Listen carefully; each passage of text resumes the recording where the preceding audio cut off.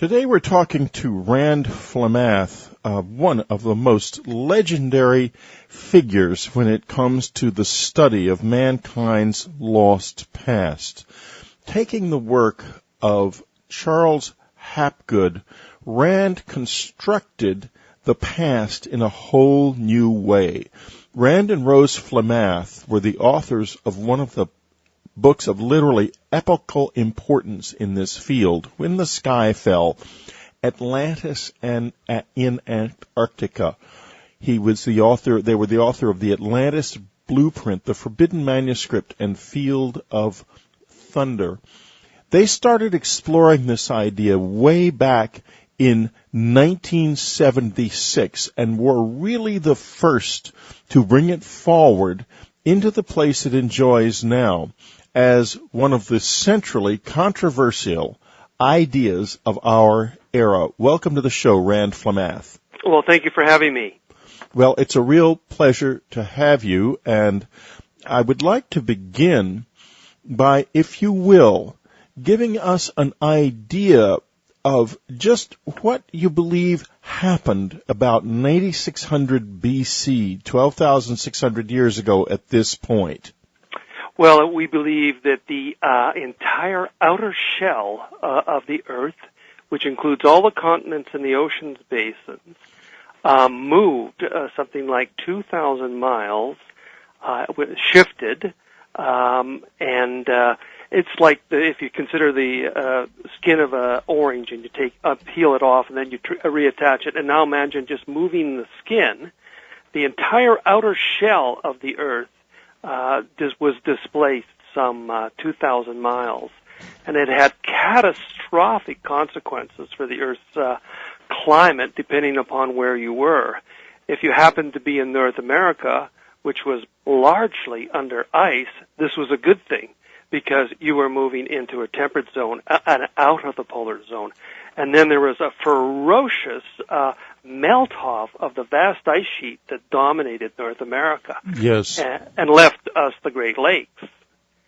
At the same time, there was millions of animals in North America, South America, Siberia, that suddenly and dramatically became extinct. A great dying off of animals.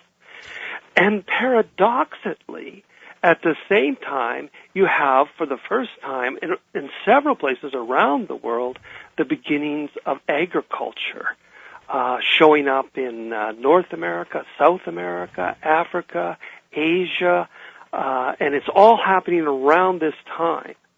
So it was a monumental time, and the ocean level rose some 100 meters. It would be equivalent to the land equivalent to Africa was suddenly underwater.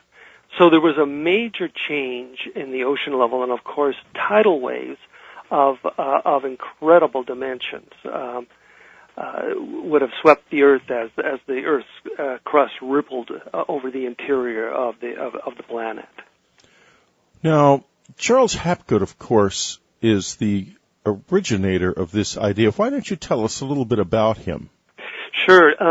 Charles Hapgood was an American, and he was born near the turn of the century. During the 1930s, he was taking some of his education in Nazi Germany. So then he went on to Harvard.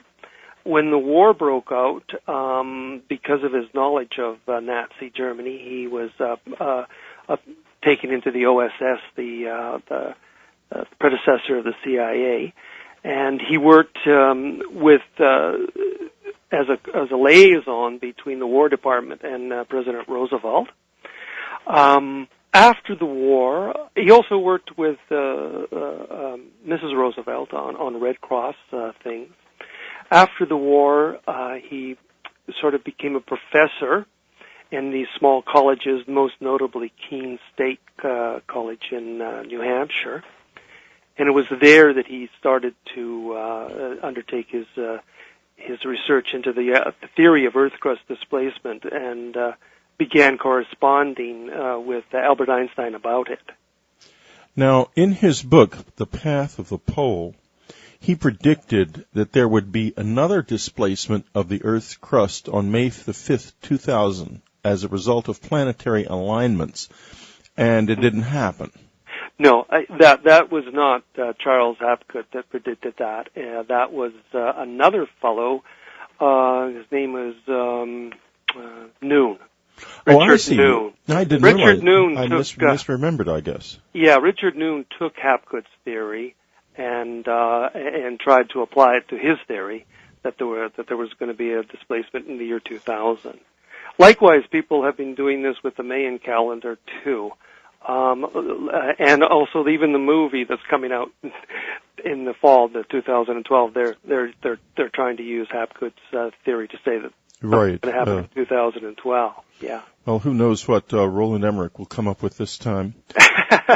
Now, there was a very fascinating book called The Cycle of Cosmic Catastrophes by Richard Firestone, Alan West, and Simon Warwick Smith that suggests, in fact, their work, they are pretty much part of the established scientific community, and their work is beginning to be adopted just generally as probably true, and just in the past few months, Richard Firestone has announced new findings from some islands off the coast of California suggesting that some kind of enormous bolide, a cometary fragment or part of a supernova or something, not solid like an asteroid, but more ice composed, struck the North American continent just about the time that the pole shift occurred and gave it a blow that caused the collapse of the part of the continent that we now see as the Great Lakes. And it rendered an area of ice in the Laurentian Glacier the size of Rhode Island into steam in a millisecond, and essentially ended all large animal life on North American continent, because there was a continent-wide flood and an almost unimaginable, as you were saying, catastrophe. Now, when I read this, I thought, well, maybe that is what happens. Maybe when these blows strike our planet, the poles, the crust is literally moved on the subsurface. Does that make any sense to you?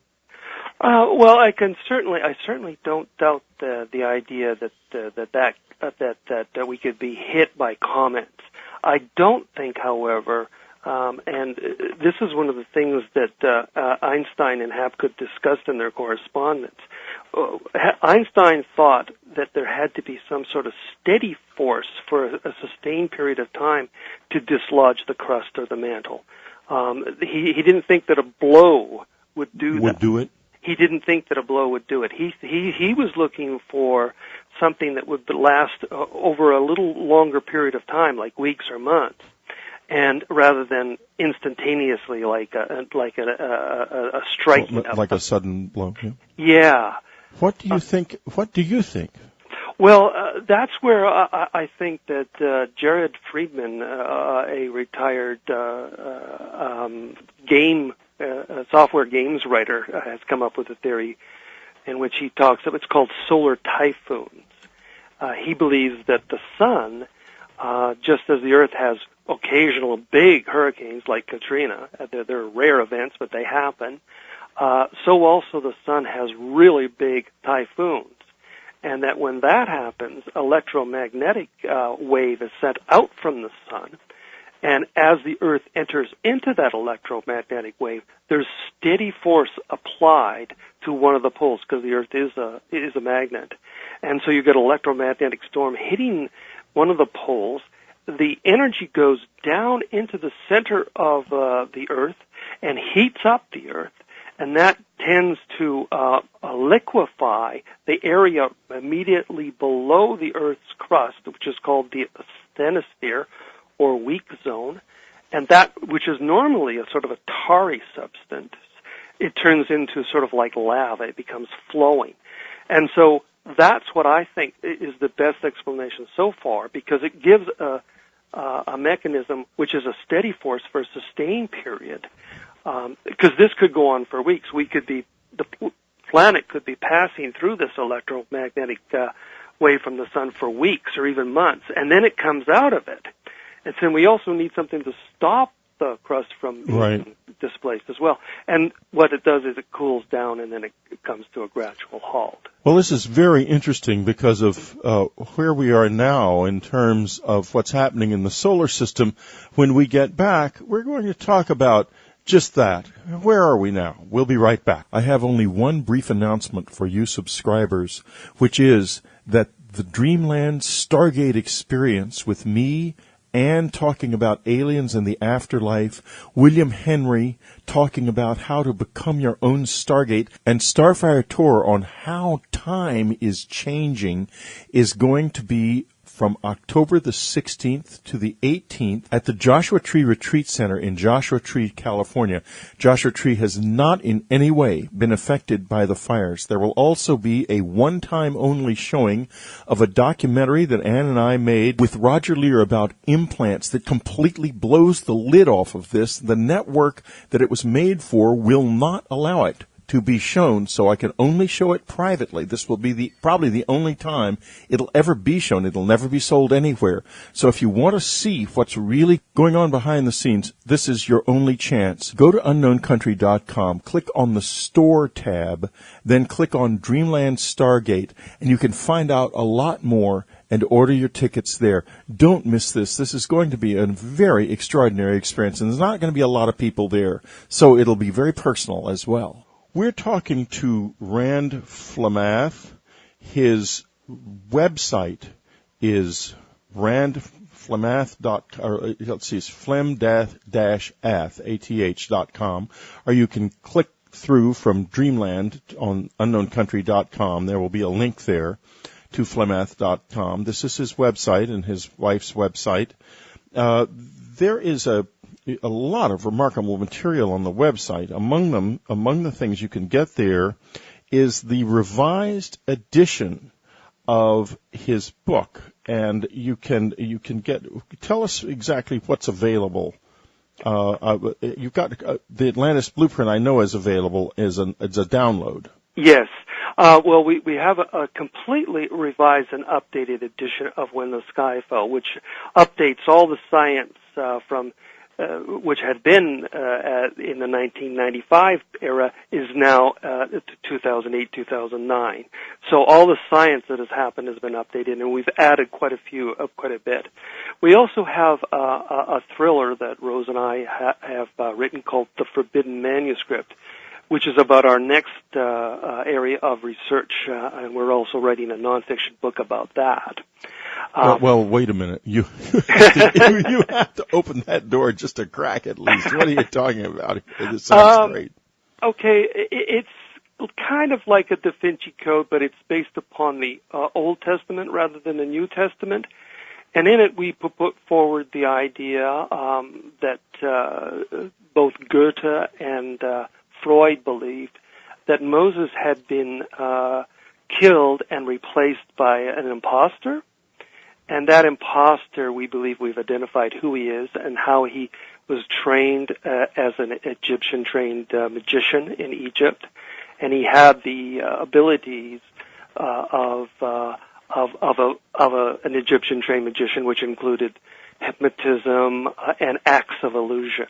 And that much of what happened in the Torah, the first 5 books of the Bible, we're looking at it in a completely different way, and saying that there was a specific suspect who had carried this murder out successfully and covered it up as well. Now, why would this have happened? Why would they have? Why the imposter? What was the motive? The motive was if you know a little bit about the children of Israel. Israel's original name was Jacob, and he had a twin brother who was the older brother called Esau.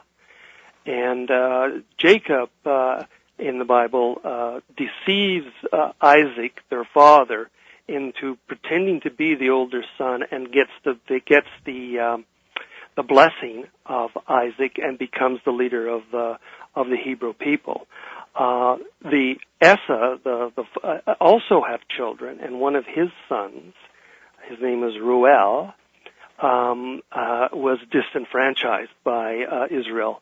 So he had a strong motive to try to reclaim what he thought to be his natural place in the as the leader of the Hebrew people. And he was, because he was not the first son of Esau, but the second son, he went to Egypt and spent his life learning all the skills and learnings of the Egyptian priests, and was able to. He eventually becomes Moses' father-in-law. Sometimes you know him as Jethro. In Christians know him as Jethro. The Jewish people know him as Ruel. Right. And we believe he had a strong motive to kill, and he had the ability to kill and replace Moses. One of the things that people don't realize about Moses is that when he came down from the mountain with the tablets, the Ten Commandments and everything, that his face was glowing so much that the people were afraid to look at him, and then he put a veil across his face. And for the next 40 years of his life, nobody saw his face except his closest family. So imagine if Barack Obama came out with a mask on and didn't take it off for the rest of his term. I think that would cause some concern. That's exactly what happened with Moses. Moses wore a mask for the last 40 years of his. How strange! I didn't know that. Yes, it's in Exodus 34, the last end of that book. How odd. Well, that sounds like it's going to be a really, really fascinating exploration, and already sounds like a great thriller. Oh, well, the thriller is the Forbidden Manuscript, and we've put that in there. It's part of the backstory to something that's happening in the present, of course. But we are also working on a book called The Murder of Moses, which we hope to have out next year. You know, we just don't know where we are. We don't know. We don't know anything about our past. Our past is such a mystery, and one of the great mysteries that we were discussing just before we came on the air. Rand was not familiar with this website I was referring to, but I sent him a link to it. It is which many of you Dreamlanders have heard me refer to before, Jim Allison's his Great Circle website, which is referred to, the same phenomenon, I should say, is referred to on Rand's website, and it is essentially that a very large number of ancient sites are all on the same Great Circle around the world. Giza, Nazca, Easter Island, Mohenjo-Daro, Persepolis, Ura Petra, and a whole group, Machu Picchu, of Ollantaytambo in Peru, that wonderful, still intact and lived in ancient Incan city, and some very, very ancient ones, Siwa, for example, that date back purely almost to the beginning of mankind, 100,000, 90,000 years. Tell us now, this Great Circle is aligned to a point in southern Alaska, about 1,500 miles south of the present North Pole. When would that have been the North Pole, according to your understanding? Well, in Charles Hapgood's work, about 100,000 years ago, the pole would have been at 63 degrees west, 135 degrees west, 63 degrees north. So it's in Alaska, and that's where we get the big ice sheet that covered Alaska, British Columbia, parts of Washington State, and Idaho. So we have a kind of a misapprehension about the glaciers. The reason we can't figure out why ice ages occur is that they don't. Would that be correct? They're always occurring. If you're in a polar zone, you're in an ice age. But what you're saying is the planet's crust moves, and therefore the position of the ice changes. That's right. The ice melts as it leaves the polar zone and goes into the temperate zone, as North America did 12,000 years ago. Then the ice melts, and you get the Great Lakes, and that's why North America is one of the richest water continents in the world. But if you're moving into the polar zone, as Antarctica was at this time, then you go from a temperate to a polar zone, and you experience an ice age. So we're saying that there's always an ice age happening. It's just the polar zones, and that yeah. So it's in effect what we see is the receding and advancing glaciers are simply the fact that the surface of the planet is shifting, and therefore the pole is shifting. That's right. Right. Exactly. Now, if that is true, if the surface of the planet is really shifting so much, one of the objections I've seen to this in geological websites is that the planet would be much more damaged. There would be much more visible damage on the surface than we actually see if this pole shift was occurring so frequently. How do you respond to that? Well, that really depends upon the depth at which the displacement is occurring. If it's happening at the asthenosphere, we're talking about 40 miles below the Earth's surface. If it's happening at the boundary between the core and the outer core, the liquid core, then we're talking about really deep down into the Earth's interior. So and I have been, and people who have read Atlantis Blueprint will see that I have been more of an advocate of a mantle displacement than I have been of a crustal displacement. The idea of a mantle displacement was actually the first person who came up with this idea in any extensive way, and that is tried to test it, was a Chinese geologist named Mu. And he tried to use coral as an indicator of climatic change. And he believed that his theory was that the mantle of the Earth shifted. Even though the mantle in size is bigger than the rest of the planet, in terms of density, as you go down into the center of the Earth, it gets denser and denser and denser. So the majority of the mass of the Earth isn't changing. It's just the outer mantle and crust that is shifting. So if it's happening that deep, the fractures and the ruptures on the surface wouldn't be as great.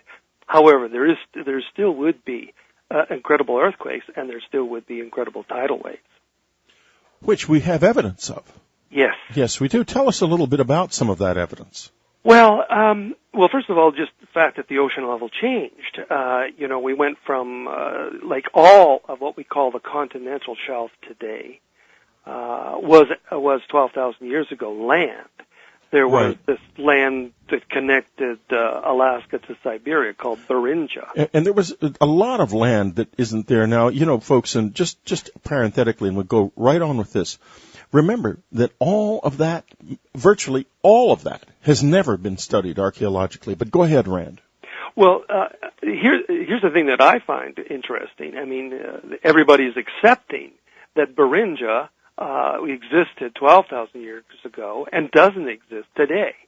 But if you look at so you have a land that existed there and is now underwater. That's established by everybody.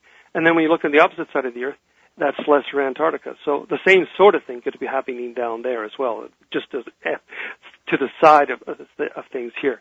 But the main indication would be the death of the animals and the change in the ocean level and the rapid melting of the ice caps, and then the formation of the ice caps in areas that hadn't been cold before. And in this regard, there's one particular site in Siberia that has really thrown this whole thing up. It's called Yana, and 9 members of the Russian Academy of Science investigated this site. It sits at 71 degrees north, that it's 5 degrees within the Arctic Circle. And 33,000 years ago, people were living there, and with them were horses, bison, rhinoceroses, bears, lions, mammoths, all these animals that today couldn't survive 1 year within the polar zone, were at that time, 33,000 years ago, thriving on what we call the Arctic Ocean in Siberia. And that's led people like Professor Wolfe of the Institute of Particle Physics in Zurich and his colleague Professor Battensberger from the Brazil Center for Physics in Brazil to formulate the idea that the latitude of Siberia must have changed abruptly 12,000 years ago. We're going to continue discussing this in just a moment. We'll be right back. You're listening to Dreamland. Serious wonder spoken here. We're talking to Rand Flemath, his website, flemath.com. That's with a dash, FLEM-ATH.com. You can click through on his website to links to his downloadable books on mobypocket.com. Also, When the Sky Fell is available for Kindle. It is extensively revised. If you looked at this book years ago, do look at it again. This is an extraordinary book. It is one of the seminal books of our time. So many other authors have relied on it. The great Graham Hancock relied on it, I'm sure. Did he not, Rand? Of course he did. Yes, he had our manuscript when it was unpublished at the time that he wrote Fingerprints of the Gods. Right, and he did an extraordinary job of searching through the past. But Rand, I have to tell you, I'm fascinated by your thoughts about Atlantis in 2 ways. First, if this happens a lot, it could be that human civilization is locked in a kind of a vice where every so often what we have built is so utterly destroyed that we end up thinking each time when we build a new civilization that it's the first one. But as you were saying, it might go back much, much farther even than our ideas of Atlantis. Totally. I totally agree. I believe that at least 100,000 years ago, and certainly Hapgood believed 100,000 years ago there was civilization. And then we have these other things that the Göbekli Tepe, I hope I've pronounced that correctly, a remarkable find from right at the time, 9,600 years ago, 12,600 years ago, 9,600 BC, when the world was engaging in this terrific catastrophe. Could you tell us a little bit about this remarkable find? Okay, well, here you have, it's just in Turkey near the Syrian border, and it's a 90-acre site that's being excavated by the German Archaeological Institute. This is absolutely academically approved, if you like. And here we have these Stonehenge-like constructions. Most of the blocks are 20,000 tons, but many of them are 50 tons. I mean, what are you saying here? It's unbelievable. Well, yeah, this is the thing. I mean, these were supposedly people who maybe had rope made of something like hemp, and that's it. Well, according to what our perception of the past is, this shouldn't be happening at all. There's no way hunters and gatherers are going to stop hunting and gathering and start dragging 50-ton blocks half a mile, like a couple hundred meters up a hill to build Stonehenge-like structures. And yet it's there. It's there, and it's been dated to that time. And the other thing about it is it's only 60 miles away from the oldest archaeological site of the origins of agriculture, in a place in Syria where For the first time, you have goats, sheep, wheat, barley, rye, all at one site. And again, this is dated to the same time. And the thing that's interesting about this is that it is dated to the exact century that Plato tells us Atlantis was destroyed. Now, Plato didn't have radiocarbon dating. How could he possibly have pinpointed when the great flood occurred? And he even says that the agriculture begins with goats and sheep. He says that right in Laws, one of his dialogues. And there we have the first evidence of goats and sheep at that century, just 60 miles away from Göbekli Tepe, where these concentric circle things, and bear in mind that the whole design of Atlantis, the city of Atlantis, as opposed to the continent of Atlantis, because they're like New York, it's a city and a continent in this case. But the city of Atlantis is a gigantic series of concentric circles, and this is what we're finding in a mini way in Göbekli Tepe. Incredible. And yet, you go to Siberia, as you were saying, and even earlier, everything was different from what we've been assuming, clearly.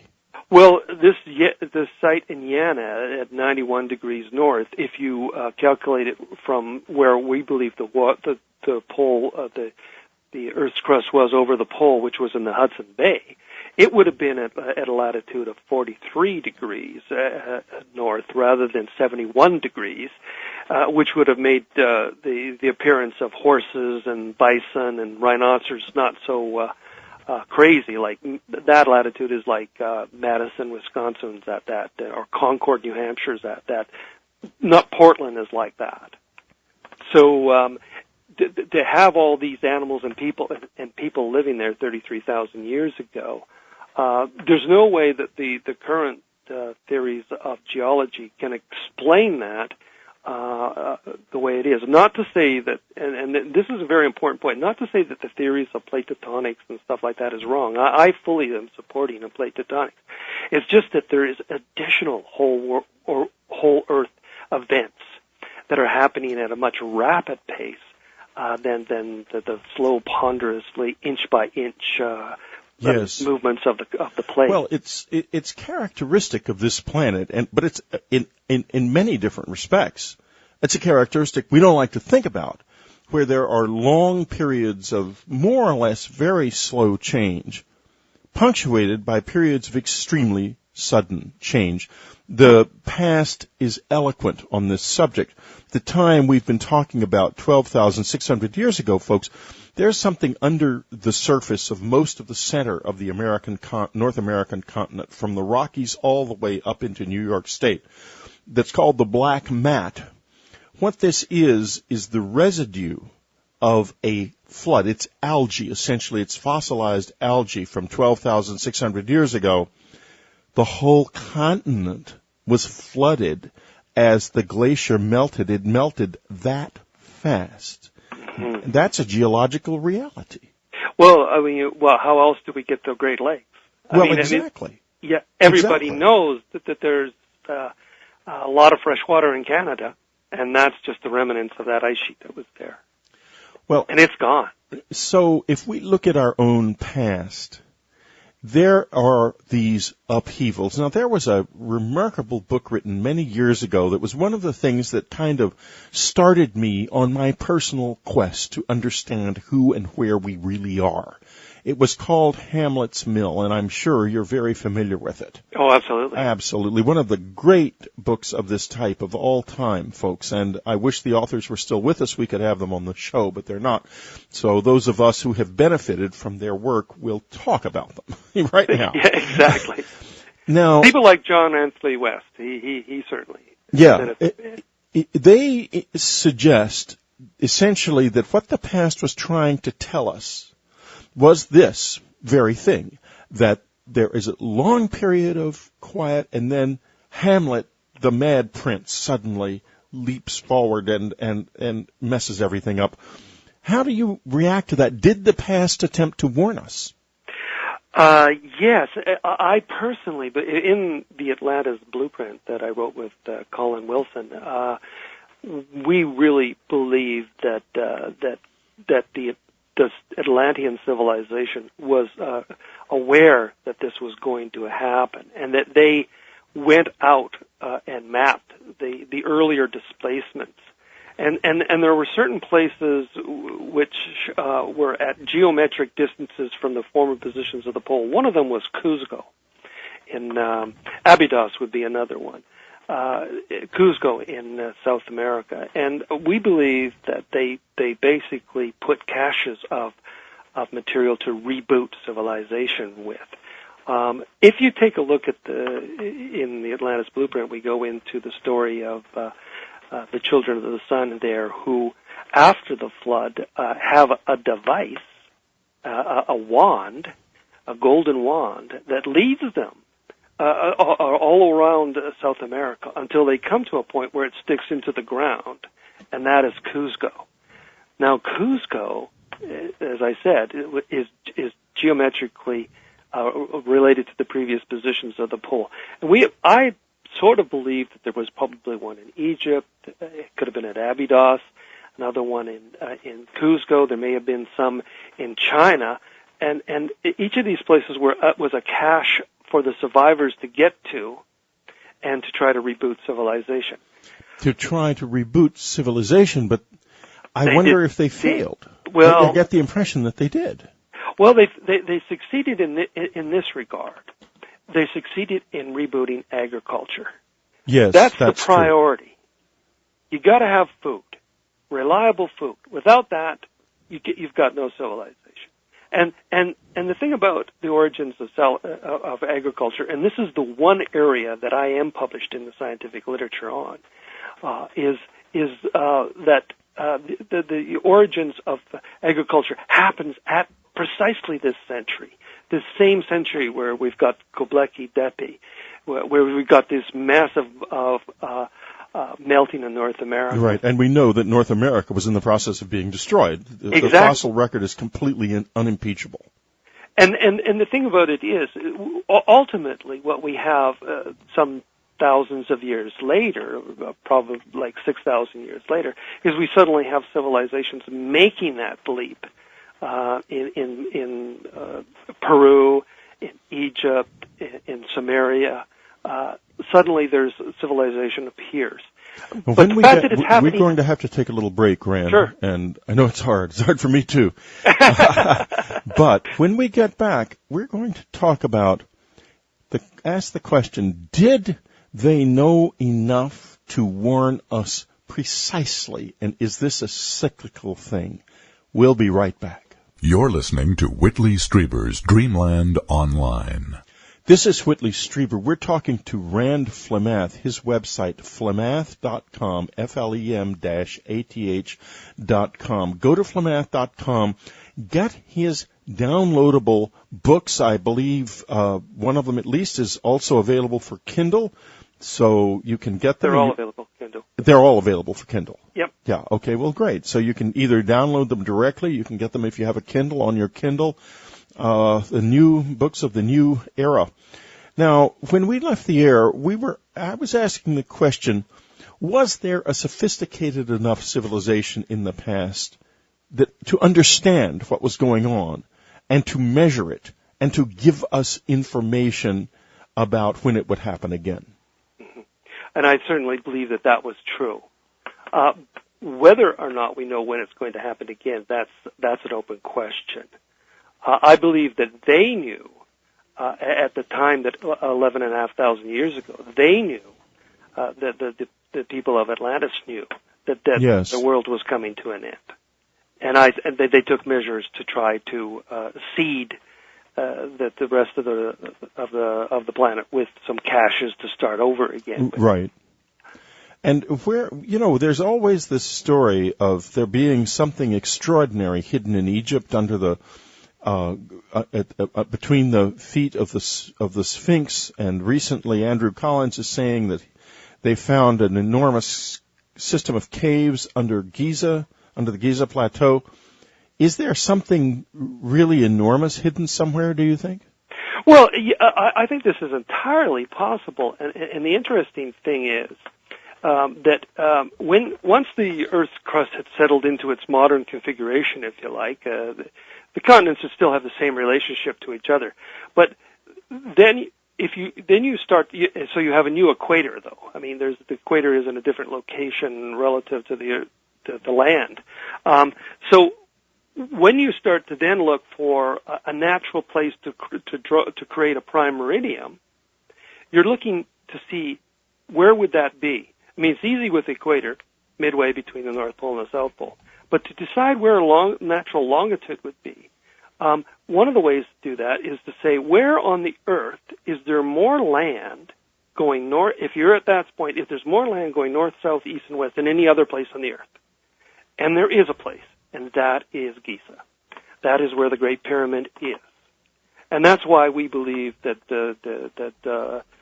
in the Atlantis blueprint, we believe that there should be a Giza prime meridian.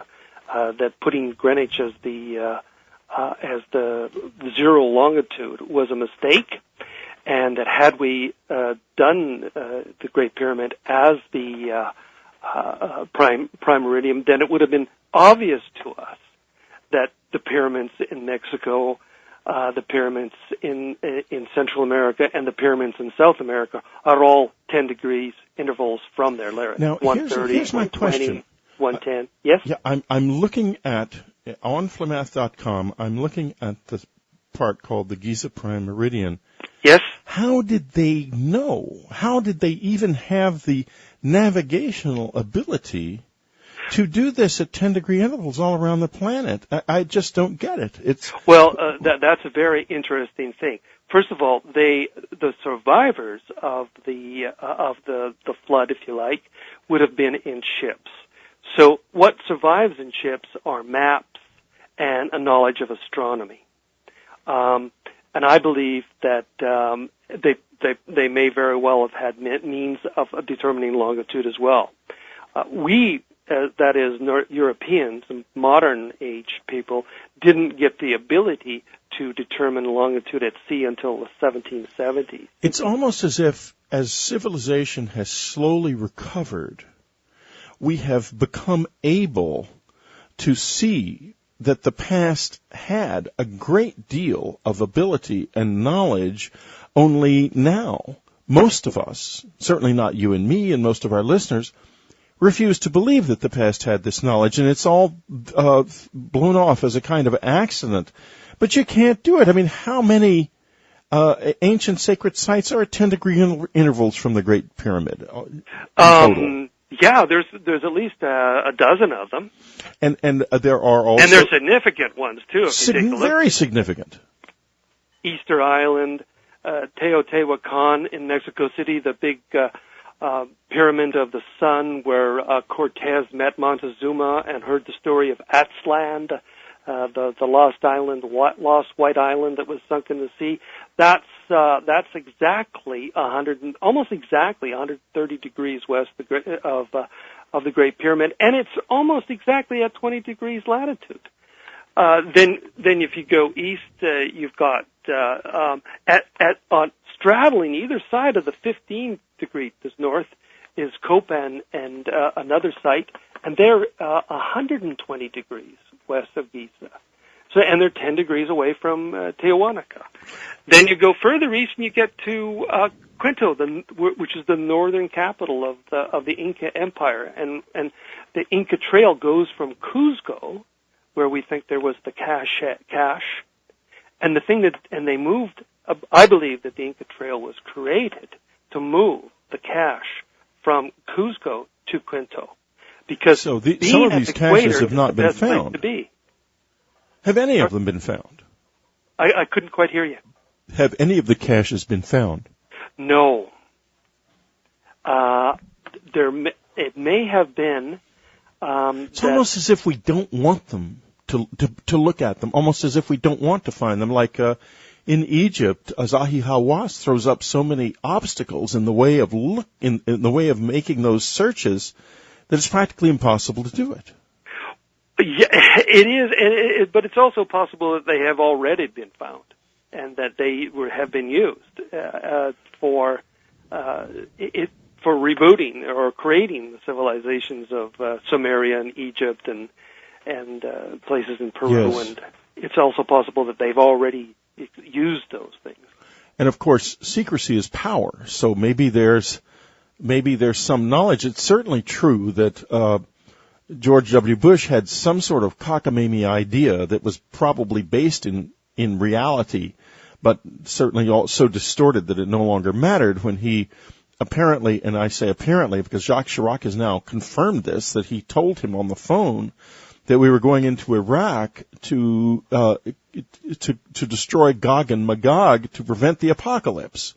I know, but he had some kind of crazy knowledge, distorted knowledge based on a combination of a misreading of the Bible and an awareness of the fact that there is something very powerful about our past that we don't understand.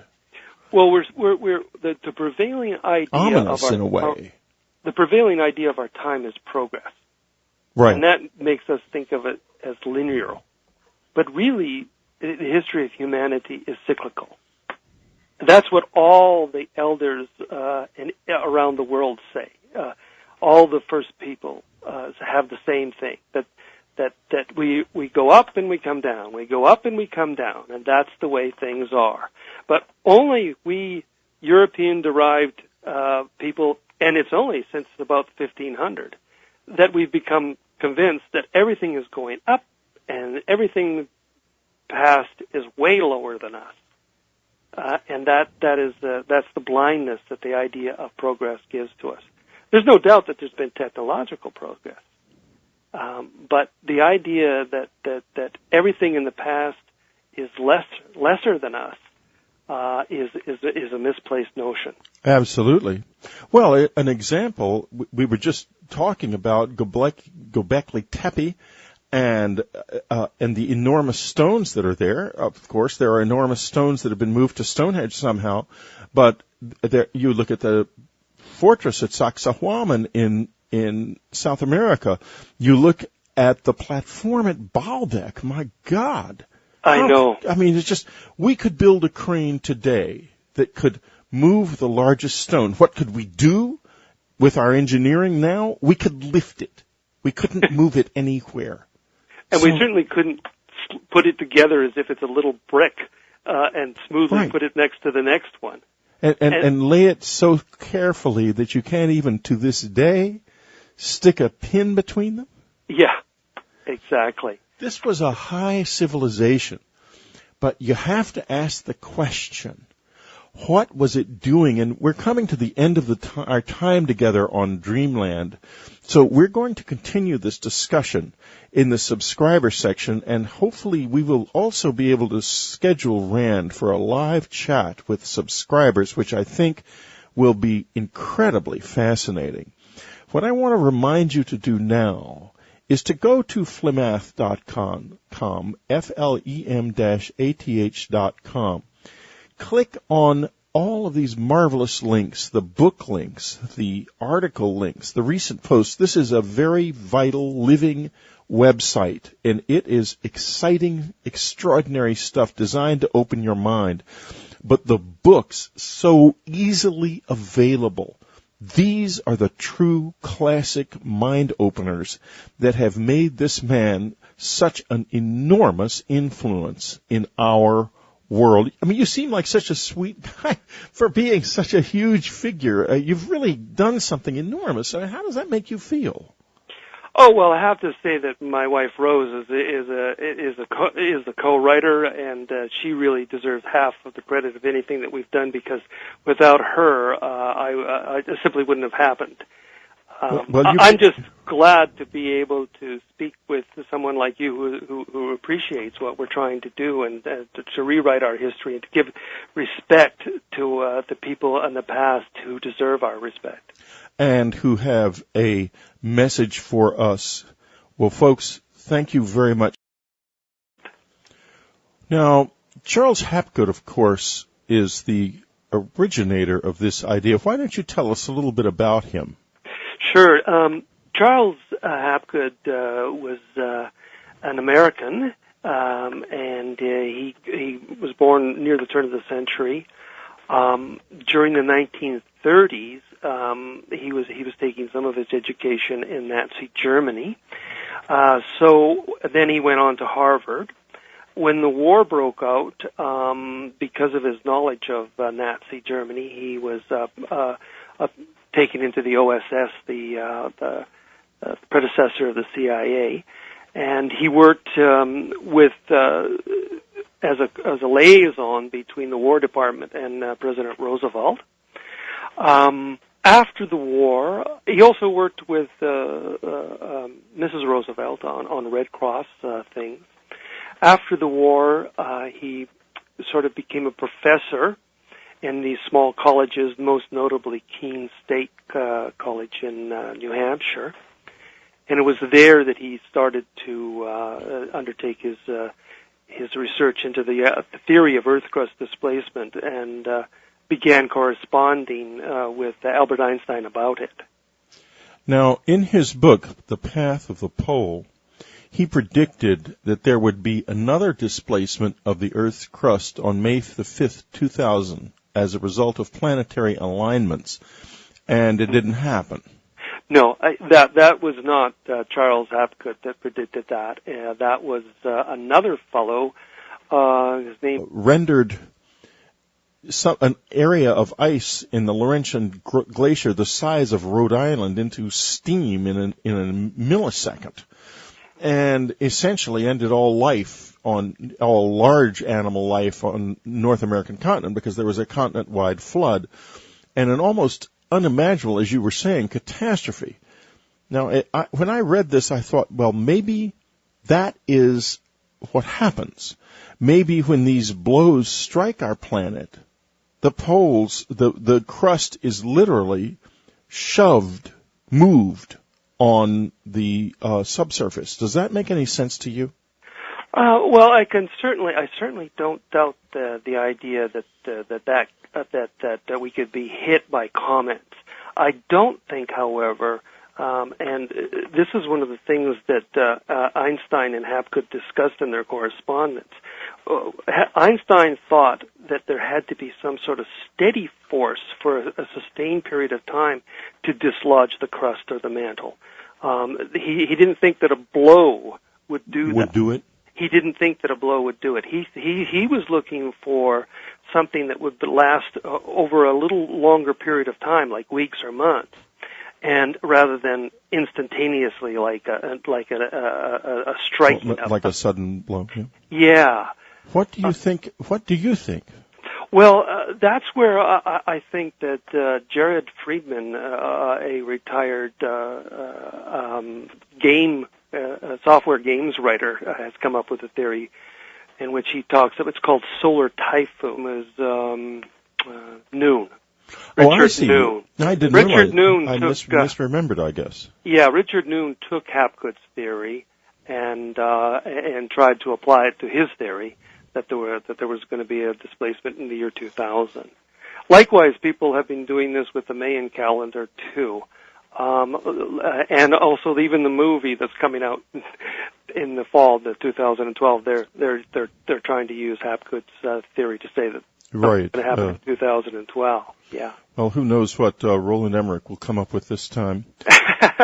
Now, there was a very fascinating book called The Cycle of Cosmic Catastrophes by Richard Firestone, Alan West, and Simon Warwick Smith that suggests, in fact, their work, they are pretty much part of the established scientific community, and their work is beginning to be adopted just generally as probably true, and just in the past few months, Richard Firestone has announced new findings from some islands off the coast of California suggesting that some kind of enormous bolide, a cometary fragment or part of a supernova or something, not solid like an asteroid, but more ice composed, struck the North American continent just about the time that the pole shift occurred, and gave it a a blow that caused the collapse of the part of the continent that we now see as the Great Lakes, and it reattach it. And now imagine just moving the skin. The entire outer shell of the Earth was displaced some 2,000 miles, and it had catastrophic consequences for the Earth's climate, depending upon where you were. If you happened to be in North America, which was largely under ice, this was a good thing because you were moving into a temperate zone and out of the polar zone. And then there was a ferocious melt-off of the vast ice sheet that dominated North America. Yes. And left us the Great Lakes. At the same time, there was millions of animals in North America, South America, Siberia, that suddenly and dramatically became extinct. A great dying off of animals. And paradoxically, at the same time, you have, for the first time in several places around the world, the beginnings of agriculture showing up in North America, South America, Africa, Asia, and it's all happening around this time. So it was a monumental time, and the ocean level rose some 100 meters. It would be equivalent to, the land equivalent to Africa was suddenly underwater.